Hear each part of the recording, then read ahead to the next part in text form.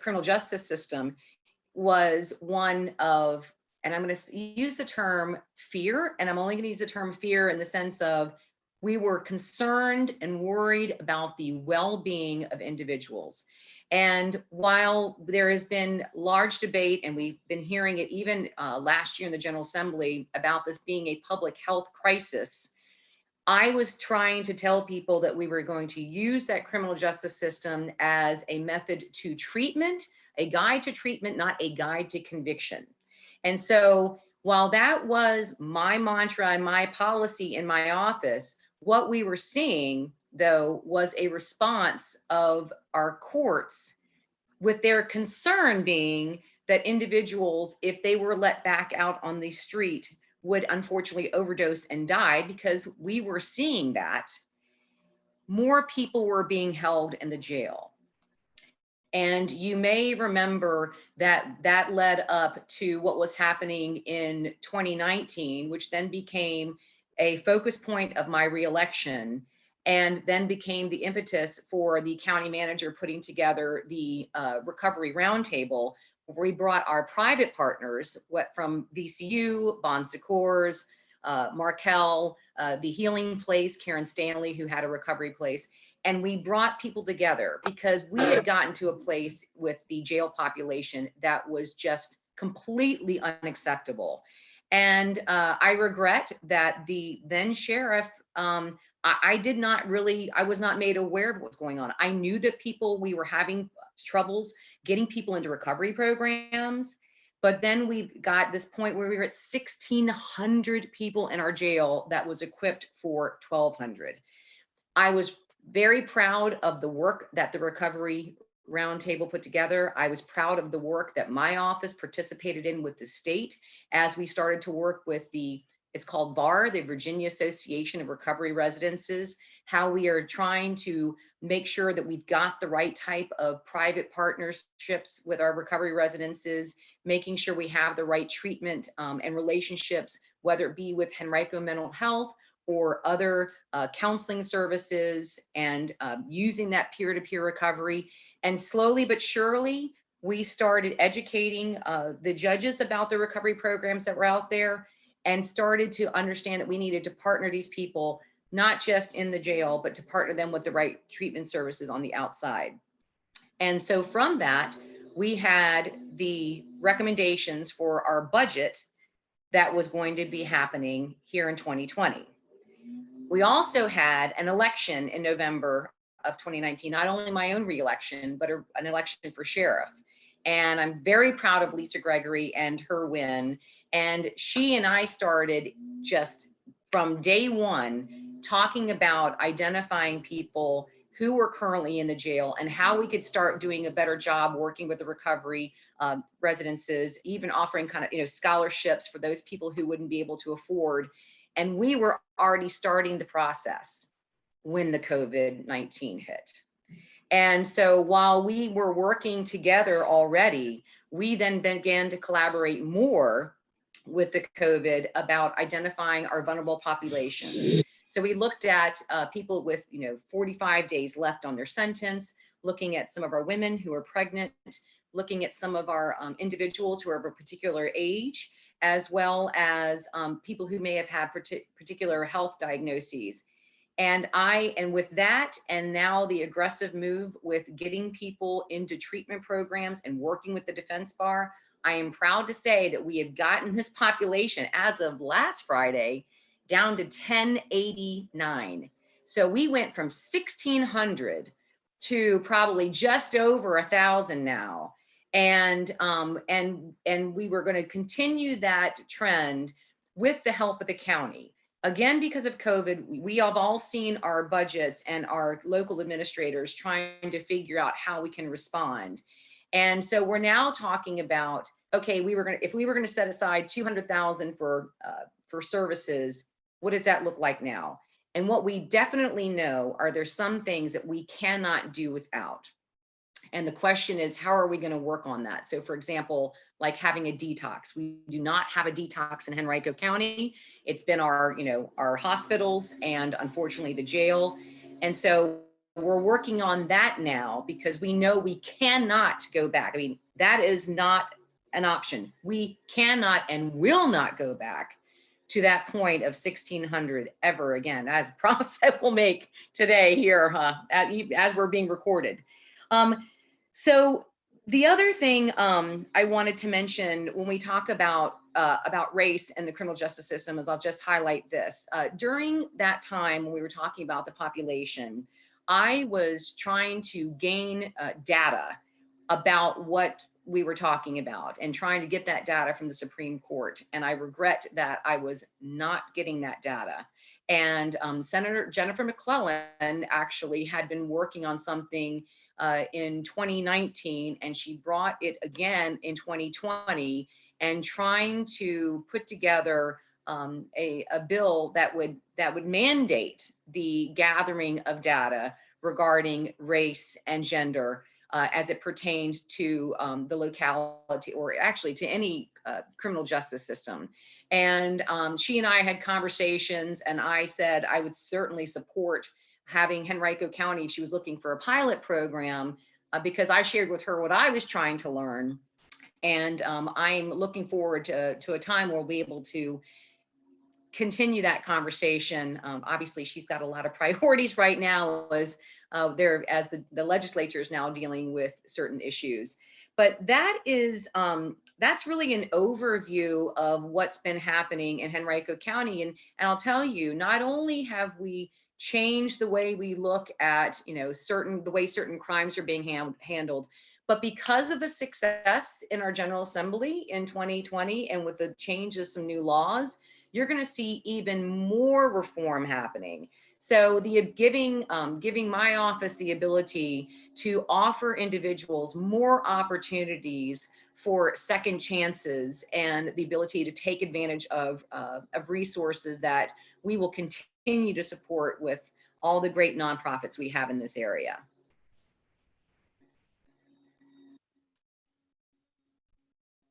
Well, thank so you. Dan, yes. That was great. Like, that was very thorough, and it brought up lots of questions that I have, but I wanted to first hear from some other people. So I'm going to unmute everyone first to see if anyone wants to chime in. And again, try to be respectful with this when I unmute. Like, if you hear someone talking, please don't interrupt them. Try to wait them out. And if you feel like you're not heard and you want to speak, then just put it in the chat, and I'll just make sure I call you out individually so that you can have some time to speak.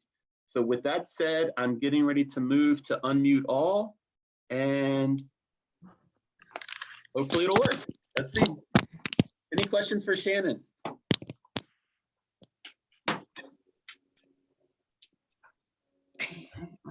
I have a question. Shannon, you were so thorough in talking about the substance abuse population. What about other mental health issues? How have you handled those? Yes, thank you. And good morning, Marianne. It's great to see you. So that's an excellent question. Well, so because we recognize that mental health has been woefully funded, and why it's still this way, I have no idea, because we all knew when Senator Deeds had his tragic situation, I guess, gosh, now I feel like it's 6 years ago, we all felt like we were going to have this big movement, and I'm still waiting, right?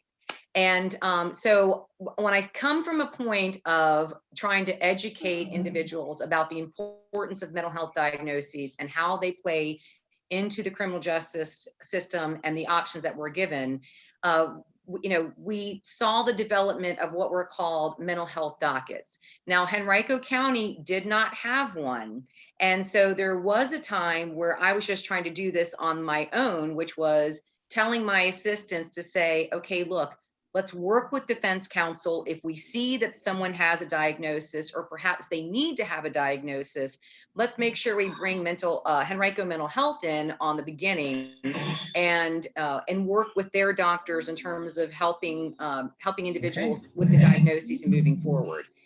We then were able to get a grant and developed a diversion program, although I'm using air quotes, because it wasn't an official program. And that was with the individuals who were being processed into the jail, there were Henrico mental health staff in the jail who were able to, during the medical portion of, when you review somebody's medical situation, they quickly identified people who they said, this person does not need to be here. And they notified my office immediately within 24 hours. And we started working to get that individual out and set them up with either social services and having a case manager. And the idea was, Mr. Smith, if you can, stay on your meds and you go to your counselor, this case is going to go away. Because the reason we see people in the criminal justice system with mental health diagnoses is, I'm not going to say all the time, but a large time, because they stop taking their medication, or there's a situation with either transportation and they can't get to the medication. We see a lot of stuff that's associated with medication. And so we just know that if we can keep that part of the of their every day-to-day habit, they're going to be great, and we want them to be healthy. So then we've now moved into we have a new judge, and we are in the process of having conversations about starting a mental health behavioral docket in Henrico County. And I am so excited. Some private partners who reached out to me and Sheriff Gregory. Herb, talk about her. And I'm really looking forward to getting Henrico County in that place where we are going to be joining some other jurisdictions in the Commonwealth with having this behavioral docket. I'm very, very excited about that. Do you have anything in Hanover like what you're doing in Henrico? Tony, I don't know. I haven't had that conversation with my colleague there. And, we do have a CS, our community service board does do some sharing with like Charles City and New Kent. And I think we have a very good relationship with the community service board in Hanover, but I regret that I don't know enough about what options, particularly for mental health issues. I am very familiar with some of the recovery residences that are helping out with citizens in Henrico, but I regret that I don't know much about the mental health part. I would like to say that that's probably untrue, that they definitely do not do the same thing that you do in Hanover County. Yes. That Hanover is not receptive to what you're doing? No, they are not at all. How do you know? We know. I have a And I had a question. I worry about people who get into the criminal justice system and then who may be rearrested over and over for financial reasons, meaning that they're unable to pay court costs, or perhaps their license is suspended and then they drive again because they are trying to make money to support their families and also pay court fines. So I don't know whether that's even a valid concern. I wonder if do you know if that is a significant portion of the 1,600 that were in jail? That's one part of my question. And then the second part of the question is, has there been any legislation or changes to kind of prevent show causes, if you will, from being used to put people back in jail when it's a financial inability to pay type thing? Catherine, thank you. Those are two excellent questions. Shannon, let me interrupt for just a quick second. Sorry, I just want to make sure that people know, if you're not speaking, it would be great if you would mute yourself. That way, when you call for sneeze, the video doesn't come to you. Because any sound it will pick up. And then second, we will end the question time at 10:40 because I have other stuff, but Shannon said she'll stay on and we can extend it later on for those who want to stay after 11, okay? So I'm sorry, go ahead, Shannon. Okay, thank you, Dan. So Catherine, two things. First of all, you are spot on when it comes to the financial part, and that's where we need to which I have preached since day one about our approach to solving criminal justice issues as a multidisciplinary approach. So we need to do a better job trying to find out if we can partner with Department of Social Services for issues regarding finance or housing, et cetera. I can tell you that our sheriff does that with the individuals actually in the jail. I know she's doing that right now. And so again, I'm proud of the work that Sheriff Gregory is doing. You're right about the operator's license. The good news is we have now taken that away. DMV can no longer suspend anybody's license for failing to pay fines and costs.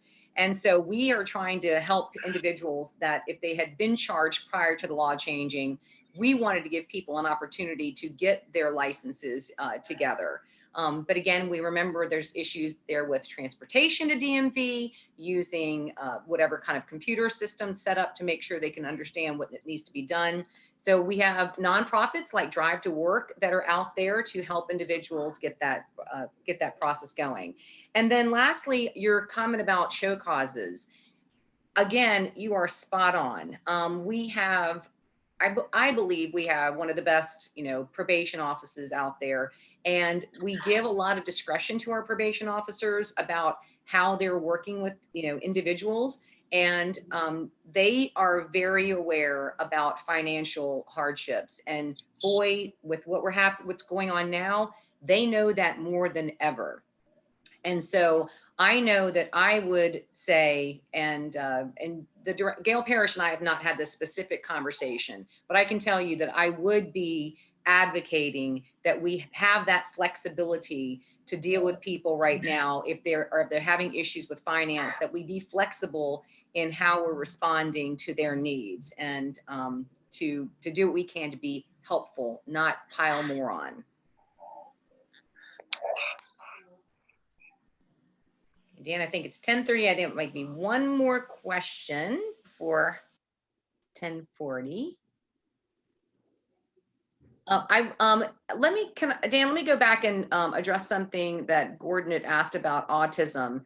So what I can tell you is that we have a new law that is coming, that's going to be effective July 1st, that is allowing the courts to take in consideration diagnoses, whether it be individuals on the autism spectrum, and or any other mental health diagnoses that has been done by a licensed physician, and is giving the court its own discretion about how they want to respond to individuals with those diagnoses.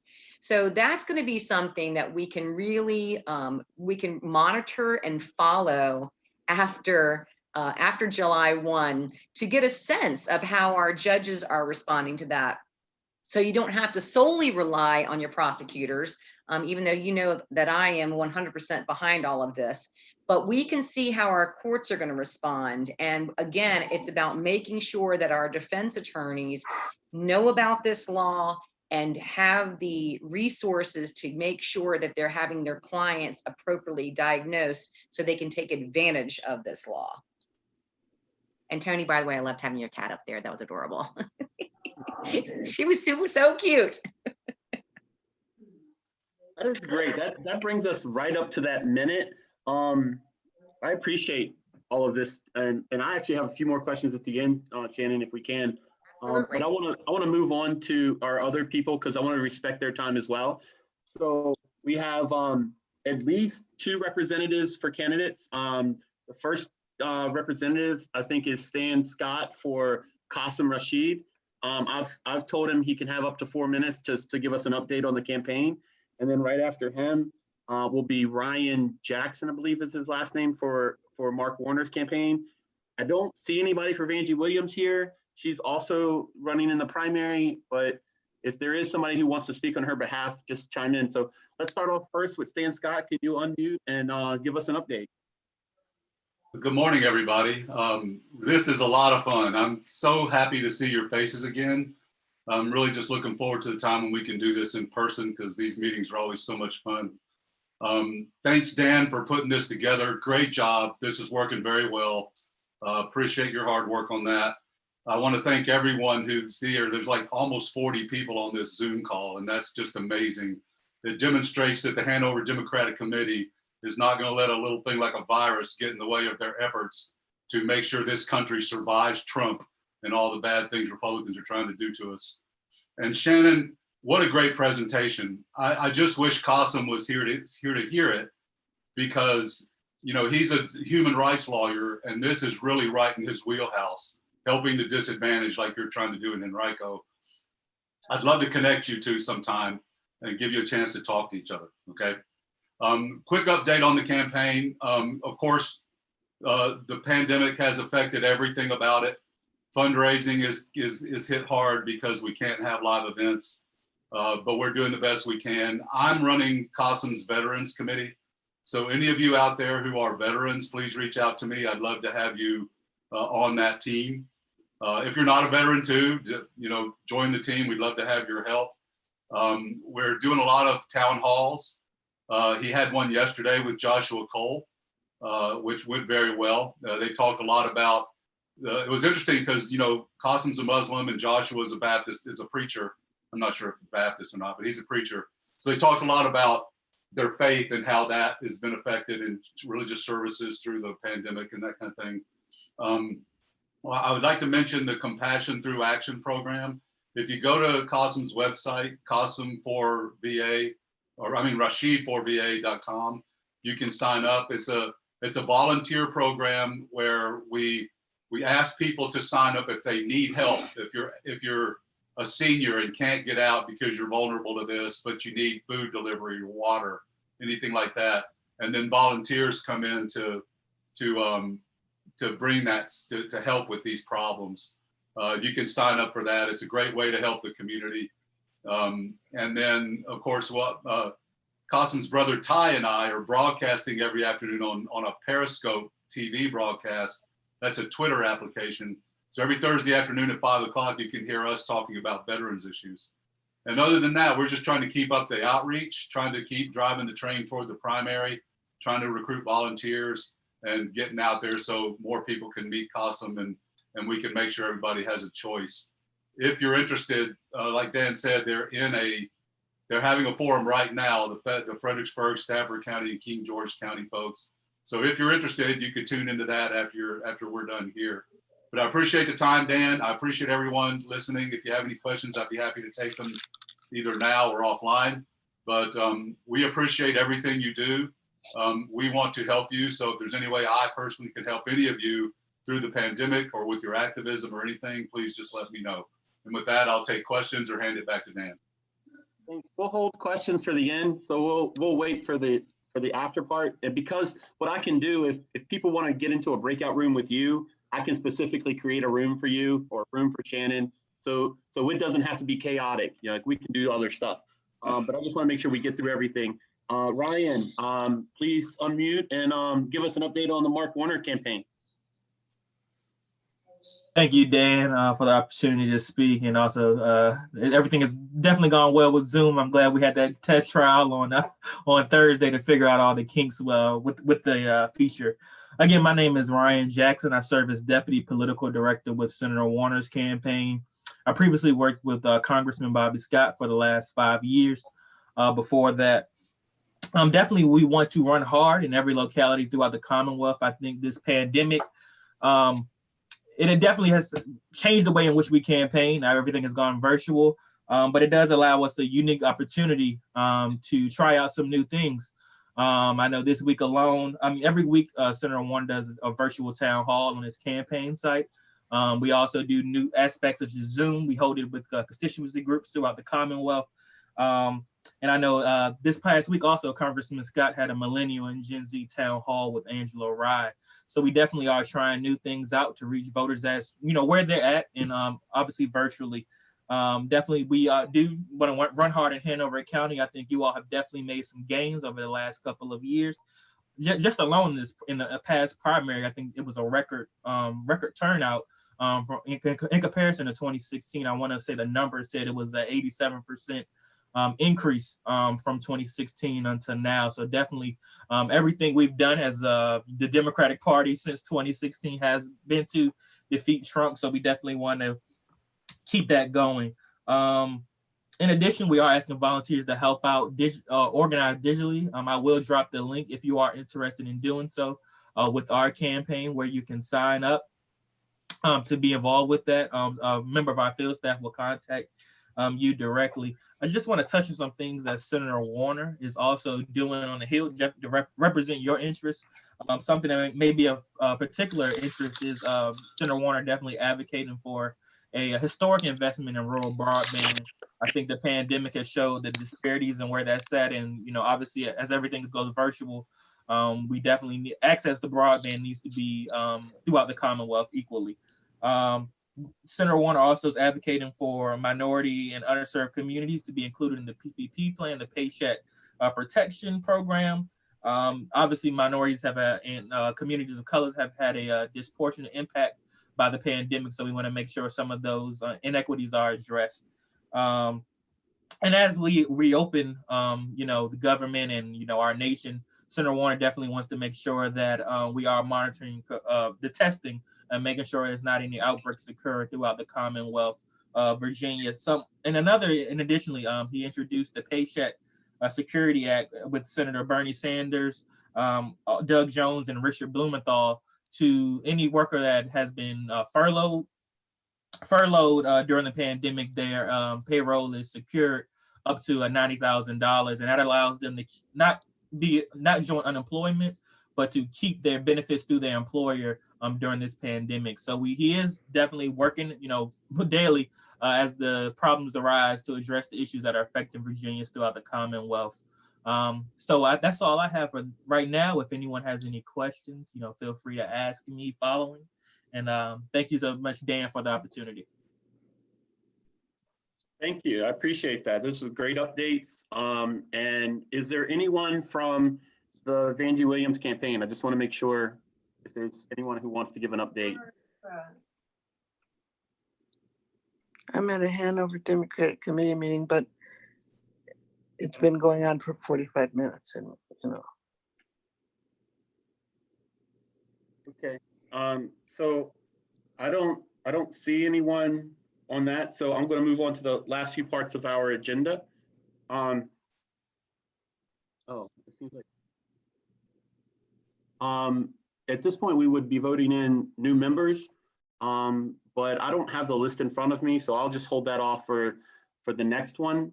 And so now we move on to any new business that's coming up. Democratic Committee. Oh, the last thing, the 2020 census. The 2020 census is still on, and people can go on to 2020census.gov if you have not done so already. It's very important that that everybody participate in that, because that's where we get our national funding. And it's not based on whether you're a citizen or not, it's just who's living here. And it doesn't matter how old they are, from birth to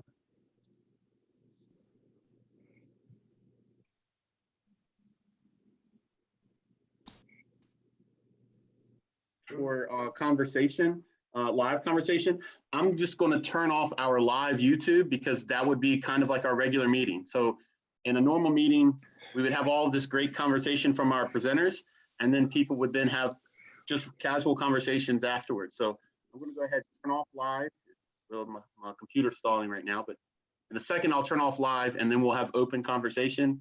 And again, if you want to be in a private chat room, just set it over to the right, and I will set it up for you if you like. But as soon as my computer uninstalls, it's doing some weird stuff right now.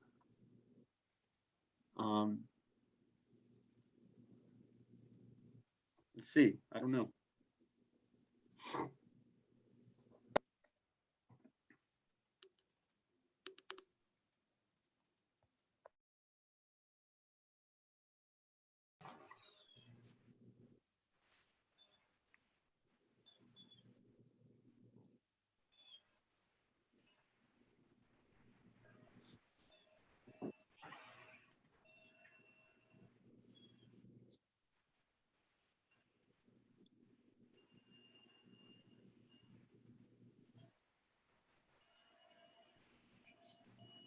Well, my Zoom is not responding. How about any of you? Oh, we can hear you. It's Yeah, still so working as It's it fine. was. it's weird. My Zoom thing is saying not responding, but I can hear you guys. And I can't click on anything. Everything's frozen for me. And nothing's changed for me, but I'm not sure what you mean by set something off to the side. Yeah, I can still see you, and it does still say it's live on YouTube. Okay, well, feel free to go back to question and answer. If you have questions for the Warner campaign, you have questions for the Rashid campaign, you have questions for Ms. Taylor. Let's go back to interaction, but unfortunately, I can't turn anything off right now because my computer is not frozen, but the Zoom thing is frozen, and so I don't know. We'll make do. I can edit out any other conversations later on YouTube if I need to. But just know you're live right now. Okay.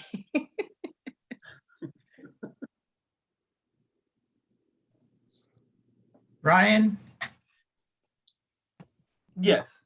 Ryan, there was some talk earlier about a coordinated campaign. I guess Warner would be heading that. Is there such a thing? And is it you guys and Biden and whoever our congressperson is? Yes. Since we are on YouTube, I want to be cognizant of things I may say, but that Biden will head the campaign. I think Senator Warner is running statewide, so he will lead the efforts in Virginia. We already have field staff on hand right now throughout the state. I want to say we have about 40 or 50 field organizers throughout the Commonwealth right now, and deputy field directors right now covering the Commonwealth. So there is a staff on hand right now. And once the CD1 primary is decided upon, that person will join also, and we'll coordinate with them. We don't do any coordination beforehand because there's a primary process. Gotcha. Thank you.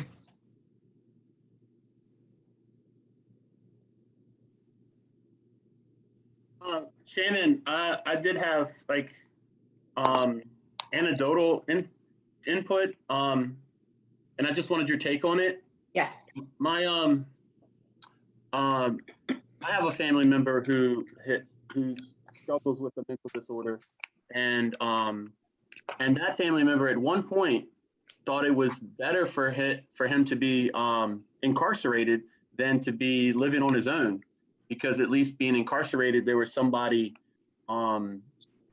giving him food and giving him the medicine and making sure that he was doing the things that he needed to do.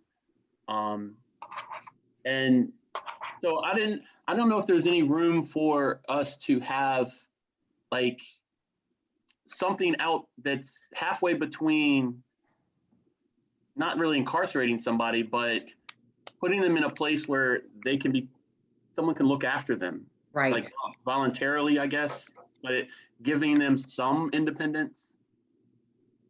Dan, that is an excellent question that you're posing, because I literally just had this conversation with somebody yesterday. In fact, one of the deputies, we were talking about transitioning and how the courts were going to respond to the phasing that the governor's put out there, and we talked about individuals who were purposefully, just like you just said, purposefully encountering law enforcement because they at least had a place to go. And I think that highlights two things. That's highlighting our homeless problem that we've got going on, homelessness, particularly with individuals with the mental health disorders, but also going back to what I was saying earlier, which is we really need to have a multidisciplinary setup. And because there are a lot of people that need services, and it's a question of how we're getting these services. We keep talking about, we talk about the pendulum swinging, from one side to the other. And we know that, yes, it's been 15 years ago when we did a drastic change to mental health services and the infrastructure that was set up there. And because we felt like we were treating individuals with mental health disorders wrong. And so we had this massive response. And so the pendulum swung all the way over here. But what that did was close down with, there weren't places for people to go. And we've got to find this happy medium in trying to find out how we can work again with our public-private relations to have certain facilities. I mean, one of the things we know is that if you need inpatient treatment, where does one go for inpatient treatment?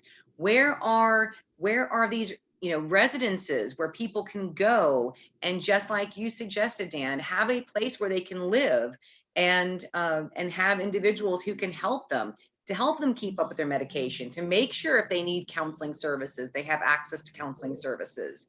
So, I said this in another conversation, but this pandemic may be giving us an opportunity to really push the reset button on a lot of things. And particularly as we are identifying our budget needs moving forwards, whether it be on the local level, state level, and then to some extent, as Ryan knows, on the federal level, we can start to see how we can restructure some of our services that we're offering. And I'll throw this out too. We are very blessed in Henrico to have law enforcement who are trained. We have what's called a crisis intervention team that's led by a Lieutenant Cindy Wood, and she's got 2 sergeants and a handful of officers. And what they do is they respond to crisis situations. So whether it's somebody who is saying that they might be harming themselves, but they go there for the purposes of responding to the public health issue. And they will help a family coordinate if their loved one needs emergency services. But they do that knowing that they can then keep somebody kind of like on, and I say on their radar. I don't want that to be like a big brother on their radar, but they are there to be there as a resource for families moving forward. Because when we talk about the criminal justice system, we just can talk about the people that actually are in the system.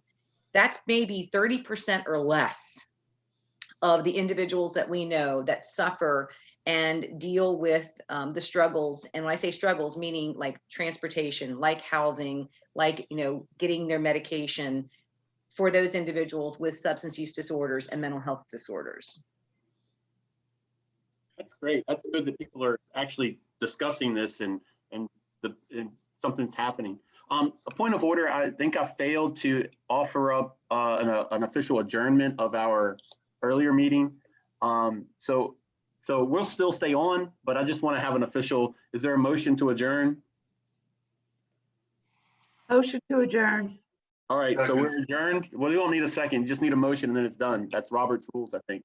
Yeah, that's true. So, okay, so we're still Cool. on. I just wanted to make sure I officially closed our Hanover Democratic Committee meeting. Other questions for anyone?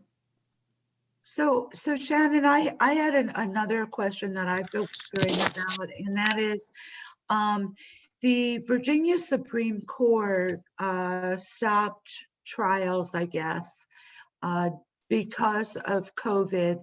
I think the last date, I'm sure I'm getting the date wrong, but I thought it was around May 16 or 17 that hearings and trials might resume. I'm wondering if you have any concerns about what criminal trials are going to look like going forward, and if you are concerned at all with Speedy Trial Act challenges coming up, which just for everyone, that means that a criminal defendant has to be tried within, 5 months in jail, 9 months in bail, unless that has been waived. Do you have any thoughts about that or ideas? I wonder if it'll be hard to get jurors. So again, Catherine, that's an excellent question.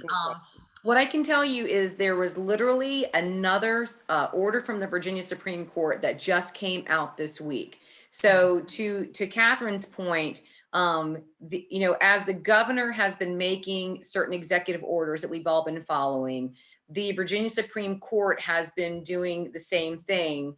And they can act within 21 days. So every 21 days, they've been revisiting this emergency status and giving some guidance to how trials and how matters involving court should be handled. So starting on Monday, May 18th, which is when the second order expires, there's now another new order that will carry us, and it actually kind of goes beyond the 21 days because we talk about June 7th, knowing that Governor Northam had talked about June 10th. But the first thing that was made very clear in this order is that there are not going to be any jury trials until they say so. And they can kind of do that separate from this 21-day limitation.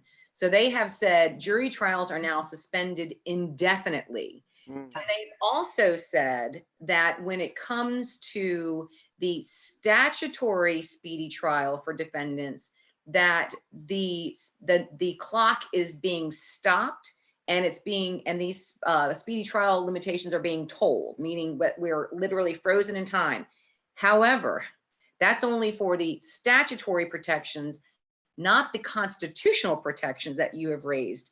And you all may have seen the article in the Richmond Times-Dispatch, I believe it was 2 Saturdays ago, where they highlighted Henrico General District Court because for that very reason, when we had seen the first order come out and the Supreme Court was giving some general guidance, then there was a second order that came out encouraging the use of WebEx and using technology. And if you don't have the internet, using some phone line issues, we actually set up a WebEx virtual court where we have the judge in chambers, the defense attorney with their client who happens to be incarcerated in jail in another place. And there's a protection there between the client and the defense attorney.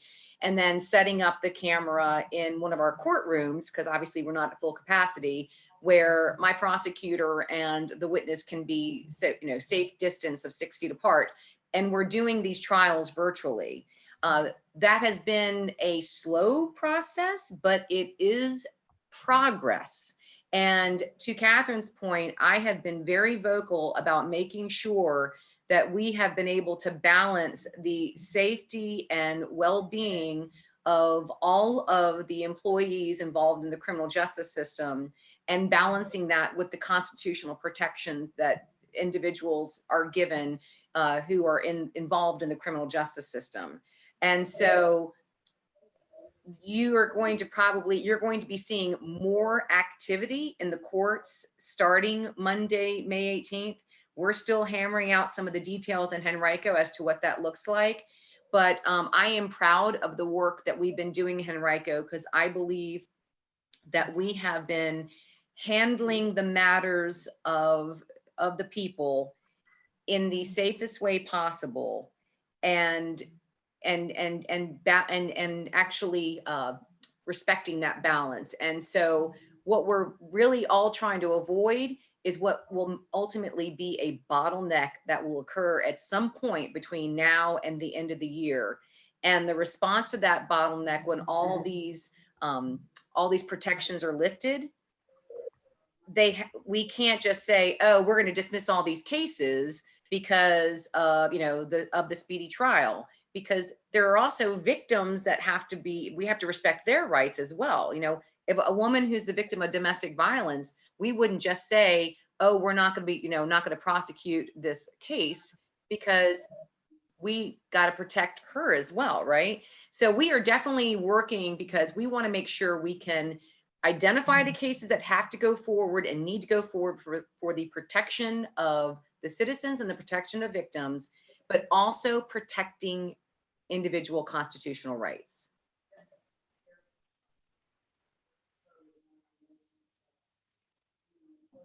Great response. I appreciate it. I have a question for Stan, because I'm not sure everyone's aware of Rashid's presence in the national news. But Stan, do you want to speak to his encounter with somebody who was, I don't know, kind of issuing racial slurs at him, but somehow he got the person to think differently about him? I'm glad you asked that question, because that's a great story. A gentleman who goes by the name of Oz, we call him Oz, very conservative Tea Party type guy, contacted Qasim and basically saying, we don't need no Muslims here, go back home, go back where you came from, kind of thing, right? Well, Qasim, instead of responding with, well, you know, you're if I'm one, you're one too, kind of thing, he did some research and found out that this older gentleman and his wife were having a lot of health problems, not covered by their health insurance. And they had a GoFundMe type page to collect, you know, take donations to help pay for that and retire their medical debt. Qasim donated $55 to that GoFundMe, or whatever it was, for one thing. But then he tweeted it out, and Qasim's Twitter feed, you know, Qasim's kind of a prominent attorney and speaker on human rights issues, especially with respect to persecution of religious groups in, you know, in authoritarian countries, which we're rapidly becoming, if you think about it. But in any event, Qasim has like something like 30,000 followers on Twitter, that kind of thing, Facebook. So he tweeted it out and sort of got that out there that these folks were having problems. And doing that ended up raising tens of thousands of dollars for these two people, and saved them. I mean, just retired their debt, saved them. And so this guy reached back out to Qasim and said, wow, man, you're the real deal. I can't believe you responded to my hateful attack like that. And now, right before the pandemic hit and everything locked down, they were planning a meet and greet at this guy's house, right? So, you know, he's never going to agree with us on most issues, but it demonstrates that what can be done, what can happen if you respond to people to hate like that with compassion, not exactly turning the other cheek, but trying to understand where they're coming from, right? And to me, that's one of the things Qasim does the best, is he listens, he'll try to understand where you're coming from, and then if he doesn't agree, he'll at least understand, you know, your perspective and try to help mesh it with his, and you know, so everyone can explain each other. It's really just great to watch in action. You know, I met Qasim when I was running last year. He was running the 28th, adjacent to my district, our district, and you know, I saw him at several forums, and he just impressed me as being such a, not only a compassionate person, but a thoughtful and intellectual person who shares so many of my views. And that's why I decided to endorse him. So great question. I'm glad you asked, because that's a story I should be telling without being prompted, but I appreciate it. And while I've got the floor, Great story. Thank you for sharing that. Yeah, that's something. And you know, the Compassion Through Action program is also a great story. And you know, they've delivered masks to nurses and hospitals. They've delivered some water to poor people and food banks, that kind of thing. So, but while I've got the floor, I'd like to mention something I should have brought up earlier, and that is that you know, Qasim's putting together these policy committees, and you know, in the interest of full disclosure, I'll tell you that I'm one of his key general advisors on policy. He's asked me to do some white papers on things like broadband and medical care and those kinds of things. But he's reached out to someone else in Hanover County to help with education policy, and that's our own Rachel Levy. And so I'd like to just say that how happy I am to have Rachel in his, you know, Rachel is the bug in his ear on education, because we all know Rachel knows what she's talking about and has the connections to make sure Qasim hears what he needs to hear on these issues. So I just wanted to mention that. So when Rachel gives you a call asking you to be on that committee, don't be surprised. And I'm happy to take other questions. I don't have any place else I need to be.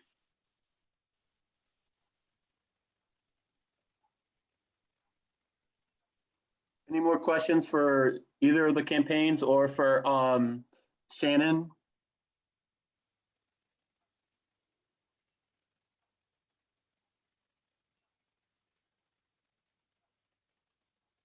All right, I have just one more comment / question from for the Warner campaign, and actually, it might be helpful to hear from Shannon too, because she's in a place where they have what I'm asking for. But I keep hearing, or I keep reading literature about rural broadband and very specifically getting it out to those who don't have it. The fear I have is that that's ignoring the people that have access to the internet, but not access to broadband. And so they're like being overlooked. And you know, many of our residents in our county, for example, we're only 15 miles away from Richmond, and yet there are people still on dial-up. But on the map, it's going to say we have access because the way the rules are for the map. So we would be ignored until, and so I didn't know if there's any room in Warner's proposal that yes, we want to get rural broadband, but we don't want to ignore those who still aren't getting proper access. Yes, I will have to look into that further. That may be a two-part thing where you're talking about speed of the internet that they receive currently and just overall access to broadband. I think when we're speaking about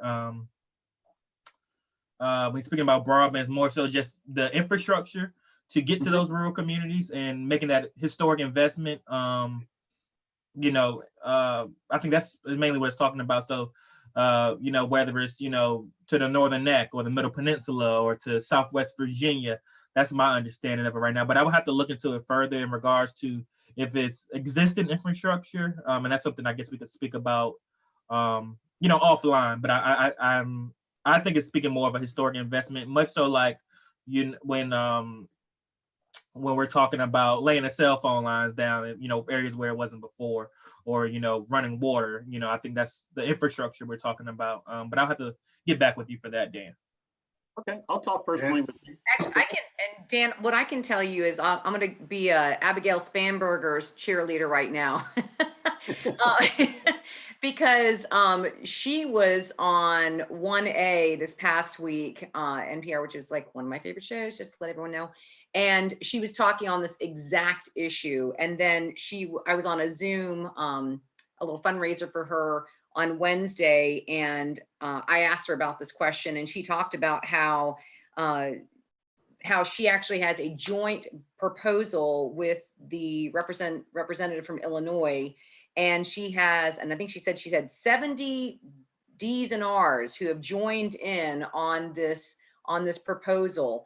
And she didn't say that there was a money amount associated with it, but it was definitely about the infrastructure and knowing that I think it was a minimum of 80 million investment.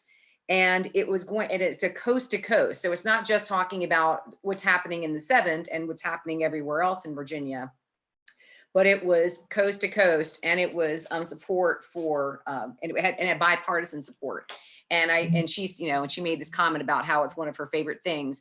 And I will just say, you know, from a public safety standpoint and a public health standpoint, it is something that has got to be acknowledged, whether or not for Ms. Hawkins, it's even education, because we've seen that when we've got these kids, when we're trying to tell them to learn at home, if they don't have access to the internet, how are they supposed to learn?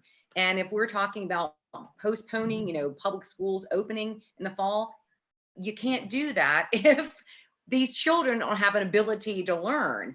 And it's also about, you know, it's telehealth. It's the idea of, you know, people being able to reach out and to counselors for that recovery community, you know, isolation, as I know from speaking with my friends in the recovery community, isolation is one of the most difficult obstacles that they deal with. And you know, and it leads to the stress, which leads to the temptation. But we've got to do what we can do to get that going, because it's 2020, and the fact that we have not been able to do it, and even in Hanover County, even in Henrico County, from one part of the county to the next, the quality or the existence of is real. And we can do better than that. Whether or not you want to say it's a local consumer issue and letting local companies deal with it, is it supposed to be, you know, I know there's a price tag that goes along with it, but that should not be a choice. It should be standard. Yeah, and I did see Abigail Spanberg is one of the leaders on this, and I want to say she partnered with again a Republican in Illinois. I want to say it was Representative Davis, and I want to say I have it right here. It's a whole article in the Culpeper Star Exponent, and it mentions Spanberger, Tim Kaine, Mark Warner, all of them. So I'll be sure to share that with you, Dan. But they definitely are looking to address this. Great. Dan, I have a couple of comments on that if we have time. Qasim asked me last week to prepare a white paper for him on this issue with the specific question was whether we should create a policy proposal that would make broadband a public utility. In the course of that research, I discovered several problems with the existing federal responses problem. One is that there are more than 40 programs being run through 14 different agencies. This spends about $4.5 billion a year, but the USDA is working on agricultural support, and the education department's working on bringing it to schools, and FCC is working on bringing it to rural areas. And so there's this hodgepodge of programs, and it becomes overlapping and wasteful and inefficient. The second problem is that the data is terrible. So we're not really sure. The original question was, what about people who already have it, but it's very slow? And typically these programs mandate that someone applying for a loan or grant under these programs has to have internet slower than, I think it's 25 download and 3 upload, right? Which is actually fairly slow, but it's just fast enough to do video streaming if that's the only thing you're doing, right? But the data is bad because it's done by census block. So if one person has access to faster internet in that census block, then the whole census block is considered to have that access and isn't eligible for these programs. Of course, another problem is that, if you start a program that builds 25.3 now, in 5, 6, 7 years, that'll be obsolete, right? Again, so what we're thinking about is, first of all, let's consolidate these programs and create one. We think the cost is about $350 billion to bring the internet. I mean, that's 100 internet, gigabit internet to everyone in the country who doesn't have it. And there's about 22 million people right now who don't. That $350 billion program would take a while. You can't, you're not going to do all that in 1 year, but that's the idea, is consolidate all that. At the same time, there's a lot of roadblocks. 25 states have some kind of regulatory or outright prohibition against allowing local communities to solve this problem based on local conditions. So we need to unlock that, let local communities do that, like Nelson County has done out in the western part of Virginia. Virginia is not the worst state for this, but there are still some regulatory roadblocks that make it harder for Hanover County to take care of this problem than it would be for Verizon to do it. And so at the end of the day, the problem is infrastructure, that middle and last mile infrastructure. Dan, you know this issue probably better than I do with respect to the technological component of it. But at the end of the day, it's that infrastructure. And if local communities can create public utilities like they did when they discovered that water made everybody healthier, and created running water and sewage programs, that utilities that brought that into people's homes so they didn't have to use outhouses anymore. That's, at the end of the day, for a lot of communities, that's going to be the solution instead of a top-down federal program. But we need to create something that comes from the top, that brings the resources from the top, but empowers local communities to work from the bottom and solve whatever local conditions they have, sometimes with the help of commercial providers, but sometimes with just buying their own infrastructure, whether it's hardwired or wireless. So that's what I'm looking at. And I'll ask Qasim if it's okay, Dan, but if you're interested, I'd be happy to share that white paper with you, if Qasim lets me. It's fine. My question is usually loaded. I'm asking this question of every elected official every time I see them, because basically what I want is municipal fiber lines all across the country. Right. But people muddy the water by other things, and it's fine. I have one final question. I meant to ask it earlier of Shannon, if you're still here. I am. I'm still here. All right. So with respect to recidivism, You know, I think what y'all have done is awesome, going down from 1,600 down to less than 1,000. I think it'd be great if it got even lower. But do you have any data that would suggest that by not incarcerating these people on minor crimes in the first place, that we actually reduce repeat criminal activity? Good question. That's an excellent question. And because this is all kind of just happening, we are going to start keeping that, because a lot of the individuals who, if they are not in the Henrico County Jail, may be on a pretrial supervision with our community corrections program. And so they are keeping the status, because if an individual is out in Henrico, but they reoffend in Chesterfield, they're being contacted by Chesterfield saying, this person was out and have you had any other problems with them? I am just starting to get that information now, but we will see, because I think one of the things that's happening, I keep talking about the new normal. One of the new normals is, what are we going to do to change our resources to allow individuals to be there, and making sure that they have, whether it be the cell phone where we can give them the automated text as a reminder to come to court, as a reminder to call their attorney, as a reminder to say, you know, you have an appointment. What can we do to better facilitate that? And that actually lends right into, again, the broadband and cell service conversation, because we all know that, like, you can be driving down 64 and your phone can drop.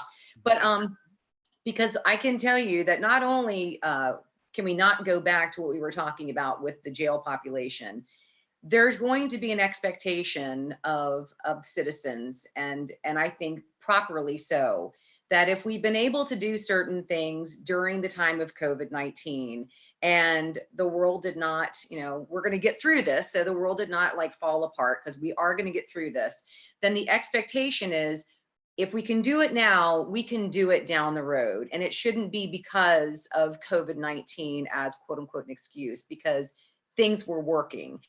And so I also want to work together with my partners in public safety about how we're going to be able to continue the progress of helping individuals in the criminal justice system, and keeping people out of the jail and keeping them at home with the resources that they need. That's awesome. I greatly appreciate that. So that's all of my questions. I don't know if any of you have more things to discuss. We've been on this call for about an hour and a half now. This is usually about the time they start kicking us out of the meeting, saying, hey, guys, shoo away, shoo away. But I'll keep it on as long as people want to still talk. Again, I did want to say I included that article in the chat too. I don't know if you have access to it, the article regarding rural broadband and the digital divide. So Yeah, thanks, Ryan. Appreciate that. problem. Yeah, this is, you know, Whitman has proposed legislation that would put $500 million over 5 years into this with public-private partnerships. That's not enough money. It's a drop in the bucket. And it really just creates another program to pile on top of the 40 some odd that already exist. But he wants to be able to say he cares about this, since he's paid lip service to it for 12 years. And, you know, this is something we really need to solve. You know, one of the things I did in my research was I looked at why it's so important. Because if you want to make a case that this should be a public utility, you have to argue that there is some public health and public education and business reasons why it matters, just like you did with water and gas and electricity and sewage and all that. So, you know, this is really important. And like Shannon, I think, said, it's 2020, right? You know, this is not, you know, this is not really a luxury for most people anymore, especially if you have kids.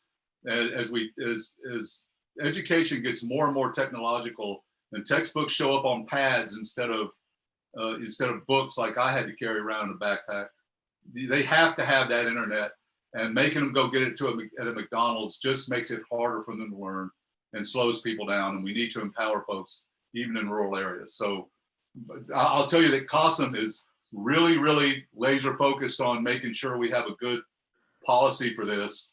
And when we're going to challenge Whitman on it, because he's been absent And we think a good plan will get some traction. So we're I, working hard on I that. just want to say, just in comparison to 5 million, I want to say Abigail Spanberger through the House asked for $2 billion to address this issue. So, you know, that's kind of where we're at. And then we just speak about the digital divide, obviously with education, switching over to everything will be on Zoom, and you know, with students, there's already disparities in the education system right now with African American communities of colors. It will only exacerbate because, you know, if it's a single mother who's, you know, a FedEx driver, she doesn't have time to teach her child at, you know, 2 p.m. on a Monday. And then we talk about, you know, telehealth, which it will be switching over to a lot with a doctor's appointment, you know, community colors when we talk about infant mortality rate. You know, it's just, we have to have that access to broadband, and this is our new reality for the next months or even years. So I think we're definitely looking to address it. And yeah, we're also talking about expanding telehealth for veterans. Yes, yes. Try to get telehealth and the better healthcare from the VA out to these veterans. You know, these older veterans, especially who live in the Northern Neck, they live in rural Stafford and Caroline and Hanover, and they can't get in a car and drive 45 minutes to a VA hospital. We need to bring this. You know, the Veterans Administration needs to be proactive about bringing veterans benefits to the veteran and not waiting for the veteran to sign up and come and get it. And the internet and good broadband access is a key component to making this happen. So yeah, we're all on the same page here. And I know that CASA will work with Senator Warner and Congresswoman Spanberger and others to try to get this done. But this is a big issue in this district, and we're working hard on it. Yes. Excellent, excellent. Excellent. Is that you, Ola? I simply said excellent. Obviously, I think I don't need to tell anybody how I feel about getting broadband to our students. Not only from an equity standpoint, but when they don't have access and cannot learn at the speed, the rate in which they should, it clearly affects their entire life. This is not just for now. This is ongoing. And when we affect their ongoing lives, we are clearly affecting the state or this country. And when we narrow that down, where is the state of Virginia when our students don't learn at the rate in which they should? We need to take care of them. Good point. Thank you. Thank you, everybody. Thank you. All right, well, I'm going to go ahead and close the call. I think what I'm going to have to do is just shut down my computer because everything's frozen. I don't know why, but so anyway, I appreciate you. All of this was live. I'll go back through and edit if there's anything that I should probably take off, but otherwise, in about 10 minutes, if any of you want to get back on YouTube and see yourself on the screen, you know, shoot me a text or an email if there's something you want saved or whatever. But I appreciate everyone. Thank you, Shannon, for coming. Thank you, Stan and Ryan. Thank you for having me. I really appreciate it. And thanks everyone for coming out and hanging out so long. Really appreciate that. It's really good to see everyone. Be safe and be well, everyone. Peace. Stay home, stay safe, stay well. Yes. Thank you. Take care. Bye-bye. All right, Bye.